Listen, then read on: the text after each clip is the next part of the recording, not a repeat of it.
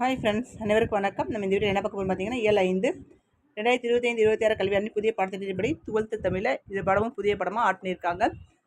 இதில் வந்து 5ஆம் இயலில் கவிதை பிழையில் பெருமாள் திருமொழிங்கிற பாடம் தான் பார்க்க போகிறோம். இது எழுதுறது யாருன்னா குலசேகர ஆழ்வார். அதுக்கு முன்னால் நுழைய முன் பார்த்து முடிச்சிருவோம். தமிழர் பண்டைய நாட்களில் இருந்து மருத்துவ ஆளுமையுடன் திகழ்கின்றனர். இதன் தாக்கங்கள் தமிழ் இலக்கியங்களில் விரைவி காணப்படுகின்றன. பக்தி இலக்கியங்களிலும் மருத்துவ செய்திகள் செறிந்து இருப்பதனை பதிவு செய்துள்ள பாடல் ஒன்று பாடமாக. சரி, இப்போ இந்த பாடத்துக்கு போயிடலாம்.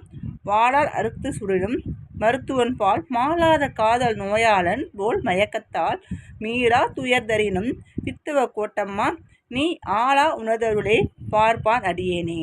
வாளால் அறுத்து சுடினும் மருத்துவன் பால் மாளாத காதல் நோயாளன் போல் மயக்கத்தால் மீளா துயர்தரினும் பித்துவ கோட்டம்மா நீ ஆளா உணர்தருளை பார்ப்பான் அடியேனே அப்படிங்கிற பாடலை வந்து குலசேகர ஆழ்வார் எழுதியிருக்காரு. இதோடைய பாடலுடைய பொருளை பார்த்துருவோம்.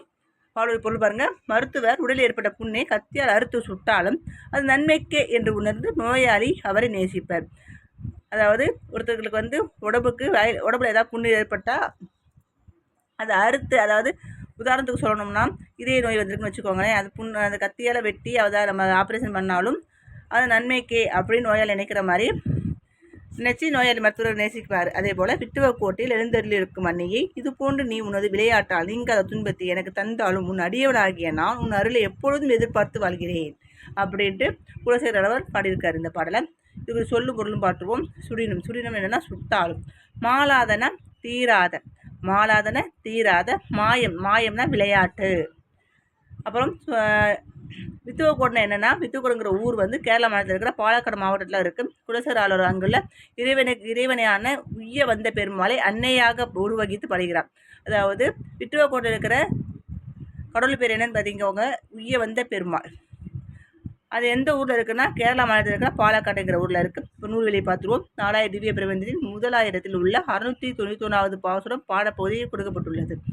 பெருமாள் திருமொழி 4000 திவ்ய பிரபந்தத்தில் 5ஆம் திருமொழியாக உள்ளது. இதில் 105 பாடல்கள் உள்ளன. இதில் பாடியவர் யாருன்னா குலசேகர ஆழ்வார். காலம் 8ஆம் நூற்றாண்டு. கேட்கலாம், குலசேகர ஆழ்வாருடைய காலம் எத்தனாம் நூற்றாண்டுனா 8ஆம் நூற்றாண்டு. பெருமாள் திருமொழி இருக்கிற பாடல்களின் எண்ணிக்கை வந்து 105. 4000 திவ்ய பிரபந்தத்தில் 5ஆம் திருமுறையாக இருப்பது என்னென்னா பெருமாள் திருமொழி. அதை பாடினவர் யாருன்னா குலசேகர ஆழ்வார்.